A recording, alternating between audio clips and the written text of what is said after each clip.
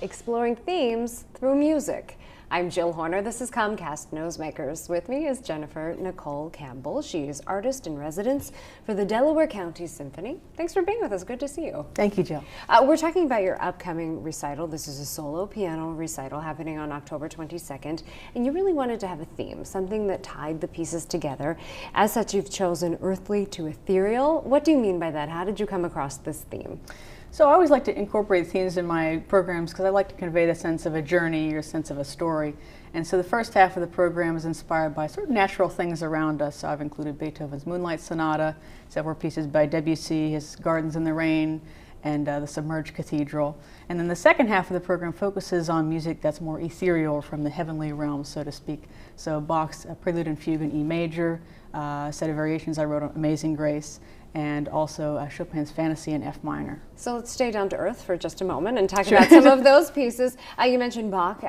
This is one of your more ethereal pieces, but when we talk about the earthly pieces themselves, these are pieces that may sound a little more grounded. They may sound that as opposed to the more ethereal pieces, but there is a difference in the sound and the difference in the mood they evoke as well between the two halves of your recital. Sure, yeah.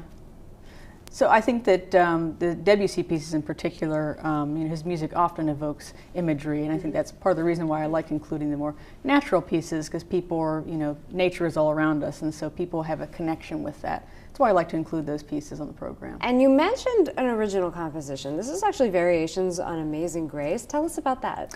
So actually a few years ago, a friend of mine said, you improvise at parties and such like that, and you improvise on popular themes. He said, why don't you do that in your concerts? And I said, well, that's a good idea. So a few years ago, I wrote a set of variations on Simple Gifts, and it turned out so well that I decided to write a set of variations on Amazing Grace.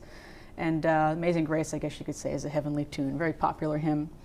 And I like to interweave popular songs with it, so a few pop songs that maybe younger generation in the audience will know. There's a Disney song in there, and also older pieces that people will know.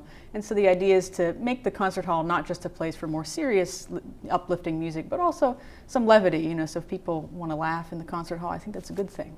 And that's an interesting point, because when you talk about all of the different pieces that you've put together in this one recital, you're really tying everything from Bach to Disney together under one theme. That's the idea, yeah, so that everybody has something that they can listen to and be, attracted to. This all happens on October 22nd. Where can people go to hear you perform? This is going to be at Newman University. It'll be at 3 o'clock, and they can check out the website, dcsmusic.org, for more information on it. Thanks so much for being with us. Thank you, Jill. We've been talking with Jennifer Nicole Campbell. She's artist in residence for the Delaware County Symphony. I'm Jill Horner for Comcast Newsmakers.